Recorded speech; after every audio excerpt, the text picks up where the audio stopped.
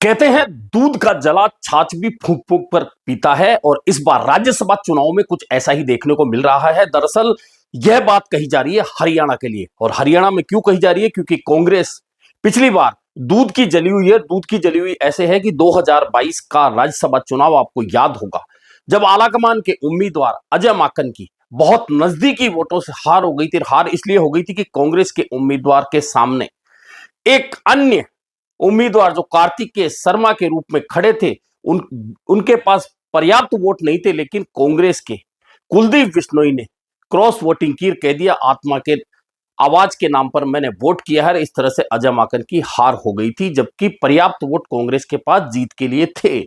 ऐसे में इस बार अब जब राज्यसभा चुनाव हो रहा है तो वही हरियाणा है, वही परिस्थितियां हैं।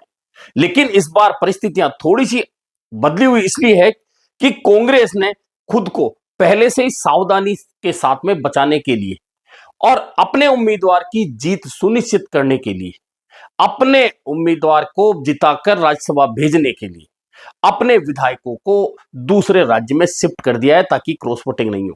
लेकिन एक बात बहुत महत्वपूर्ण है कि अगर इस बार हरियाणा में क्रॉस वोटिंग होती है और कांग्रेस का उम्मीदवार हारता है तो यह मान के चलिए कि हुड्डा फैमिली की राजनीति पर बहुत बड़ा असर पड़ सकता है। जी हां, इस पर बात करेंगे। मैं हूं जर्नलिस्ट योगेश के शर्मा। अगर आपको वीडियो पसंद आए तो लाइक और सब्सक्राइब जरूर करें। तो बात हो रही है राज्यसभा चुनाव की। राज्यसभा चुनाव अन्य राज्यों में भी है, लेकिन दो राज्यों पर कांग्रेस की बहुत ज्यादा नजर है। एक राज्य है उड़ीसा, दूसरा राज्य हरियाणा। उड़ीसा में कांग्रेस सालों से ना राज में है ना ताकत में है। वहां बीजेपी के साथ मिलकर भाजपा ने अपनी ताकत बढ़ाई और अब राज में आ चुकी है। वहां क्या प्रॉब्लम है? वहां प्रॉब्लम यह है कि बीजेपी ने दो उम्मीदवार उतारे हैं और वहां जीत के लिए उम्मीदवार को चाहिए कुल मिलाकर 30 वोट। और बीजेपी के दो उम्मीदवार हैं। बीजेपी के पास जो विधायकों की संख्या है वह है 48। 48 में से 30 यानी कि एक का जीतना तय है, 18 वोट अतिरिक्त होते हैं। कांग्रेस के पास 14 वोट, यानी कि कांग्रेस के वोट अगर बीजेपी के दूसरे उम्मीदवार को मिल जाते हैं तो जीत दूसरे उम्मीदवार की भी हो जाएगी। लेकिन वहां एक अतिरिक्त उम्मीदवार है और वही प्रॉब्लम है कि क्रॉस वोटिंग का खतरा है। तो वहां के उम्मीदवारों को जीत निश्चित कराने के लिए कांग्रेस ने अपने विधायकों को उठाकर क्रॉस वोटिंग रोकने के लिए बेंगलोर शिफ्ट कर दिया है। और सबसे बड़ा खेल यह है कि जो बीजेपी कभी भाजपा की सहयोगी रहती थी, अब उस बीजेपी ने कांग्रेस का सहयोग मांगा है अपना दूसरा उम्मीदवार जिताने के लिए। कांग्रेस ने यह वादा भी कर दिया है कि हमारे वोट बीजेपी के दूसरे उम्मीदवार को मिलेंगे। लेकिन उससे ज्यादा अगर राजनीतिक नजरें सब पर सबकी लगी हुई है तो वह हरियाणा पर है। और हरियाणा पर क्यों लगी हुई है कि एक तो हरियाणा में हुड्डा फैमिली का राज चल रहा है। पिछले 25 से 30 साल हो चुके हैं।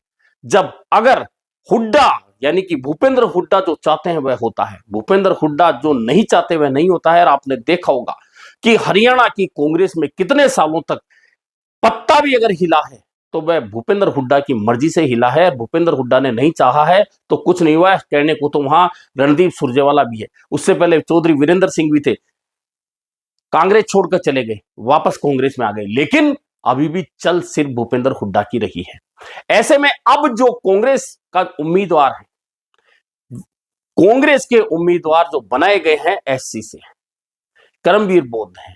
लेकिन भाजपा ने फिर वही चाल चली है, दो उम्मीदवार अपने जीत दिलवाने के अलावा जो अतिरिक्त वोट हैं, अतिरिक्त वोटों के सहारे एक निर्दलीय उम्मीदवार सतीश नांदल वे खड़े हो गए हैं। अब सतीश नांदल के लिए भाजपा के पास में 17 वोट अतिरिक्त हैं। निर्दलीय सहित अन्य वोट वे जुटा पाते हैं तो संख्या हो जाती 22। लेकिन हरियाणा में जीत के लिए चाहिए 31 वोट। कांग्रेस के पास 37 विधायक हैं, यानी कि कांग्रेस के पास अपने उम्मीदवार को जीत दिलाने के लिए तो पर्याप्त 31 वोट हैं। लेकिन फिर भी खतरा वही है, हरियाणा की राजनीति है। हो सकता है कुछ लोग क्रॉस वोटिंग कर जाए, लेकिन क्रॉस वोटिंग कितनी चाहिए? क्रॉस वोटिंग इतनी चाहिए कि निर्दलीय जो सतीश नांदल है उनके पास 22 वोट है, 9 वोटों की उनको जरूरत है। कांग्रेस के पास कुल मिलाकर 37 वोट है, उनके उम्मीदवार की जीत के लिए 31 है। 6 वोट कांग्रेस के पास अतिरिक्त है। ऐसे में कांग्रेस से 8 से 9 वोट अगर क्रॉस होते हैं तभी निर्दलीय उम्मीदवार की जीत होती है, कांग्रेस का उम्मीदवार हारता है, जिसकी संभावना फिलहाल तो नजर नहीं आती। लेकिन मैंने कहा ना कि दूध का जला छाछ भी फूंक फूंक कर पीता है और वही फूंक फूंक कर चाय अब कांग्रेस पी रही है। यही कारण है कि अतिरिक्त वोट होने के बावजूद, भूपेंद्र हुड्डा के दावों के बावजूद तमाम विधायकों को हिमाचल प्रदेश शिफ्ट करना पड़ा है। और हिमाचल प्रदेश शिफ्ट करने का मतलब है कि जिस दिन वोटिंग होगी उस दिन सुबह वे तमाम विधायक सीधे विधानसभा आएंगे, वोट करेंगे और उसके बाद फ्री होंगे। यानी यह राजनीतिक रूप से बहुत ज्यादा महत्वपूर्ण चुनाव सिर्फ कांग्रेस के लिए नहीं है बल्कि हुड्डा फैमिली के लिए भी है। क्योंकि यदि इस बार अगर चूक हो जाती है, और चूक होने का मतलब है कांग्रेस उम्मीदवार की हार हो जाती है, तो यह मान के चलिए कि हुड्डा फैमिली जो सालों से हरियाणा की राजनीति में जमी हुई है, उनके कहने से ही कांग्रेस में पत्ता हिलता है, तो सीधा असर हुड्डा फैमिली पर पड़ेगा। और इस हुड्डा फैमिली, दरअसल भूपेंद्र हुड्डा जिस तरह से कांग्रेस को चला रहे हैं उसका नतीजा तो कांग्रेस विधानसभा चुनाव में, लोकसभा चुनाव में देख चुकी है। लगातार तीसरी बार वहां पर भाजपा की सरकार बन चुकी है और इसके पीछे सिर्फ और सिर्फ एक कारण है। कारण यह है कि एक तो जाट पॉलिटिक्स, दूसरा जाट पॉलिटिक्स में सिर्फ और सिर्फ भूपेंद्र हुड्डा। यानी कि जाट पॉलिटिक्स और कांग्रेस की दोनों की पॉलिटिक्स अगर कहीं से भी चल रही है कांग्रेस में, तो वह भूपेंद्र हुड्डा से चल रही है। अन्य जाट नेता हाशिए पर है। यही कारण था कि चौधरी वीरेंद्र सिंह को कांग्रेस छोड़कर जाना पड़ा था। हालांकि अब वे आ गए हैं, लेकिन आज उस स्थिति में चौधरी वीरेंद्र सिंह नहीं है जो किसी जमाने में हुआ करते थे, जब उनका ताकत भूपेंद्र हुड्डा के बराबर मानी जाती थी। लेकिन कांग्रेस छोड़कर जाना, फिर आना, अब उन परिस्थितियों में बदलाव होना, यह तमाम बातें हो चुकी हैं। लेकिन बात यह है कि राज्यसभा चुनाव 2022 के उम्मीदवार जो कांग्रेस के थे, आला कमान के उम्मीदवार थे अजय माकन।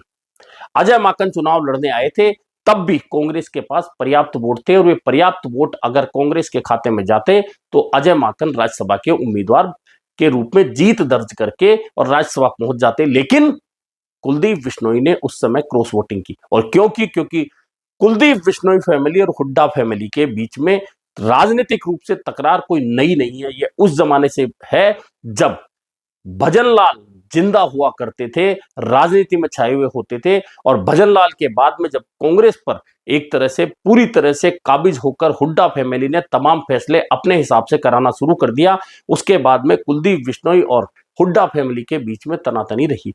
हालांकि कुलदीप बिश्नोई बीजेपी में है, लेकिन आज उनकी वह पोजीशन नहीं है बीजेपी के अंदर जो कभी कांग्रेस में हुआ करती थी। भले तकरार होती थी दो परिवारों की, लेकिन कुलदीप बिश्नोई का भी पूरा दबदबा चलता था। आज वह दबदबा कुलदीप बिश्नोई का बीजेपी में नहीं है। लेकिन बात अभी राज्यसभा चुनाव की हो रही है। इन राज्यसभा चुनाव में अगर सबसे ज्यादा नजर किसी की भी राजनीतिक प्रेक्षक की, कांग्रेस आला कमान की, भाजपा की लगी है, तो वह हरियाणा पर लगी है कि यदि इस बार भी भाजपा वैसा ही खेल करने में सफल हो गई जैसा कि अजय माकन के समय 2022 में राज्यसभा चुनाव में कर दिया था भाजपा ने, तो फिर यह तय मान के चलिए कि हुड्डा परिवार की राजनीति पर यह बहुत बड़ा दब्बा लग सकता है। क्योंकि उस समय भी सिर्फ हुड्डा परिवार की नाराजगी की वजह से, जहां कुलदीप बिश्नोई ने वोट क्रॉस किया था, एक वोट खारिज हो गया था और यही अजय माकन की हार का कारण था। लेकिन अब अगर आला कमान की ओर से तय उम्मीदवार इस चुनाव में भी क्रॉस वोटिंग की वजह से हार जाते हैं,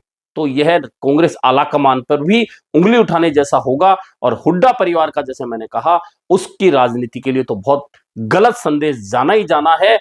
ऐसे में कांग्रेस ने अब सावधानी बरतते हुए अपने तमाम विधायकों को हिमाचल भेज दिया है और हिमाचल से आकर वे वोट डालेंगे। अब देखना यह है कि जो तीसरे उम्मीदवार है, जिनके पास में भाजपा के अतिरिक्त वोटों सहित निर्दलीय और अभय चौटाला के एक वोट सहित कुल मिलाकर 22 वोटों की संख्या होती है, अगर अभय चौटाला उन्हें देते हैं तो, और वे नहीं देते हैं और वे तटस्थ रह जाते हैं, तो भी कांग्रेस के पास में 31 + 6 यानी कुल मिलाकर 37 वोट खुद के हैं। और वे 37 वोटों में से 31 वोट कांग्रेस उम्मीदवार को मिल जाते हैं, तो फिर उनके उम्मीदवार की जीत सुनिश्चित हो जाती है। और 6 वोट क्रॉसिंग होने तक कांग्रेस को कोई खतरा नहीं है, लेकिन इससे ज्यादा वोट अगर क्रॉस होते हैं तो कांग्रेस के लिए खतरे की घंटी होगी।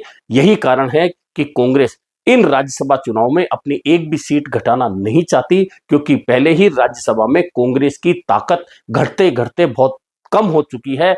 अब कांग्रेस किसी भी स्थिति में इस स्थिति से नीचे नहीं जाना चाहती और कमजोर नहीं होना चाहती। ऐसे में हरियाणा का राज्यसभा का ये चुनाव जहां 3 सीटों के लिए होना है और उम्मीदवार 4 हैं और यहां क्रॉस वोटिंग का सबसे ज्यादा खतरा है, तो देखना है कि राज्यसभा के इस चुनाव में क्या कांग्रेस उस खतरे को पार करके अपने उम्मीदवार को राज्यसभा भेजने में सफल होगी या फिर कोई प्रश्न चिन्ह हुड्डा फैमिली की राजनीति पर लगने वाला है।